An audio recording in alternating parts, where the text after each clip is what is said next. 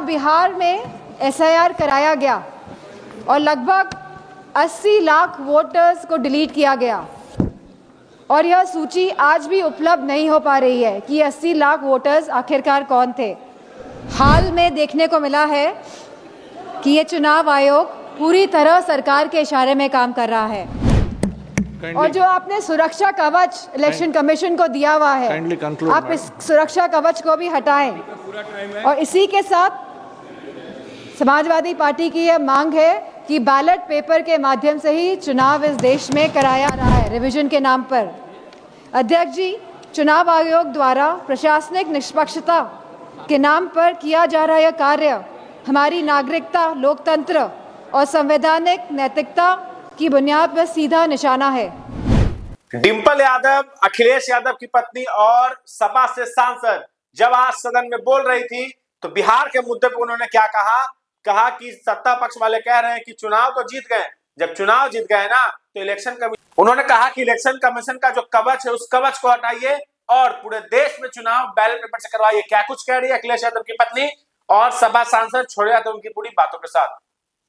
ममता बनर्जी है, फिर से आप हारेंगे सर, भी मैडम के सामने कुछ नहीं कर पाएंगे, ये देख लेना। Thank you sir. धन्यवाद अध्यक्ष महोदय। धन्यवाद अध्यक्ष। Please sit down. Khan ji please sit down. धन्यवाद अध्यक्ष महोदय।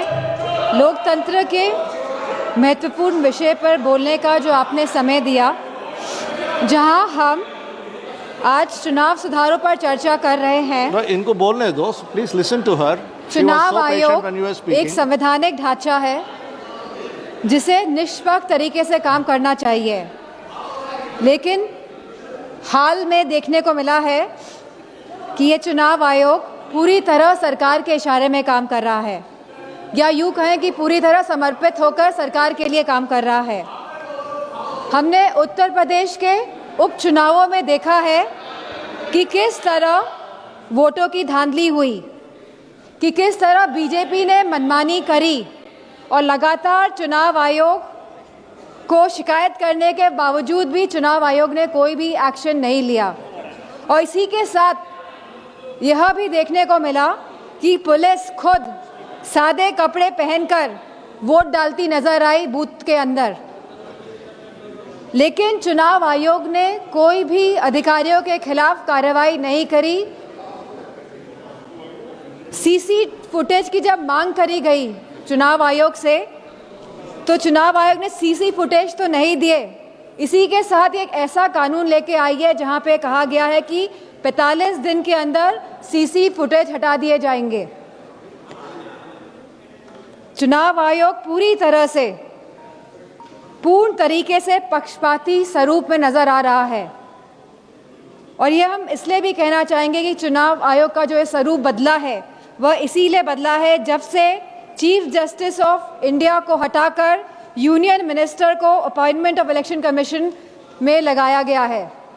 तो कहीं ना कहीं जो बिल पास हुआ दिसंबर 2023 में, जहां पे absolute legal immunity for any action by the election commission, इसके साथ साथ protection from accountability and scrutiny, जो इस तरह का सुरक्षा कवच एक चुनाव आयोग को दिया गया, इस वजह से चुनाव आयोग पूर्ण तरीके से समर्पित होकर सरकार के लिए काम कर रहा है।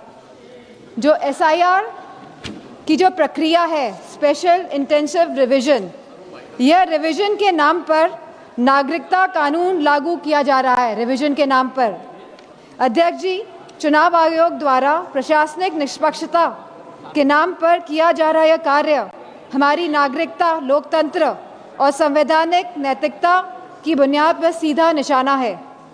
जहां चुनाव आयोग को समय समय पर मतदाता सूचियों के पुनरीक्षण का अधिकार है और वह ये निरीक्षण करता भी है एनुअल समरी रिवीजन एएसआर के द्वारा, वहीं इस एसआर की अभूतपूर्व बात यह है कि एक ऐसी संस्था द्वारा नागरिकता का प्रमाण फिर से मांगा जा रहा है जिसे कानूनन इसका अधिकार प्राप्त ही नहीं है। अब तक चुनाव आयोग एक ऐसी संस्था रहा है जिसका उद्देश्य हर मतदाता को शामिल करने का रहा है, लेकिन इस एसआईआर के माध्यम से मतदाताओं को शामिल करने का यह सिद्धांत उलटकर बाहर करने की दिशा में तब्दील होता जा रहा है। जहां बिहार में एसआईआर कराया गया और लगभग 80 लाख वोटर्स को डिलीट किया गया और यह सूची आज भी उपलब्ध नहीं हो पा रही है कि 80 लाख वोटर्स आखिरकार कौन थे। वहीं एसआईआर के बाद भी अंतिम मतदाता सूची में लगभग 14 लाख से अधिक डुप्लीकेट वोटर्स पाए गए और इसमें भी लगभग 3.5 मतदाताओं के दोनों वोटर आईडी कार्ड पर एक ही विवरण दर्ज कराया गया है। अब ये एसआईआर की प्रक्रिया उत्तर प्रदेश में भी चल रही है, जहां बीएलओ को कोई भी प्रशिक्षण नहीं दिया गया है, जहां लगभग 10 से ज़्यादा बीएलओ ने काम के बोझ की वजह से आत्महत्या करी है और वेस्ट बंगाल में भी लगभग 20 बीएलओ ने आत्महत्या करी है। तो कहीं ना कहीं जहां इन बीएलओ को प्रशिक्षण नहीं दिया जा रहा है और जिस तरह से ये एसआईआर की प्रक्रिया को अंजाम दिया जा रहा है, कहीं ना कहीं ये वोट काटने वाली प्रक्रिया साबित होती जा रही है। तो हमारी मांग है कि जिस तरह सत्ता पक्ष के लोग कहते हैं कि हम बिहार का चुनाव जीते, तो अगर आप वाकई में चुनाव लड़ रहे हैं और जीत रहे हैं तो हमारी ये मांग है कि आप सीजीआई को वापस अपॉइंटमेंट कमेटी में इंडक्ट करें और जो आपने सुरक्षा कवच इलेक्शन कमीशन को दिया हुआ है, आप इस सुरक्षा कवच को भी हटाएं। और इसी के साथ समाजवादी पार्टी की यह मांग है कि बैलेट पेपर के माध्यम से ही चुनाव इस देश में कराया जाए और जिस तरह के मॉनेटरी बेनिफिट्स जब चुनाव किसी राज्य में चल रहा है आप बैंक खातों में पहुंचा रहे हैं, तो मेरा यह मानना है कि कहीं ना कहीं ये वोट जो लोग डाल रहे हैं वोट डालने में भी इसका इफेक्ट होता है, तो इसे बंद करा जाए। इन्हीं शब्दों के साथ मैं ये बात भी कहना चाहूँगी कि ये जो नागरिकता कानून है, जो ये एसआईआर जो ये लाया जा रहा है, इसे हटाया जाए जिससे कि सही मायनों में लोगों के वोटों का अधिकार सुरक्षित रह सके। धन्यवाद। धन्यवाद। माननीय श्री सेल्व गणपति।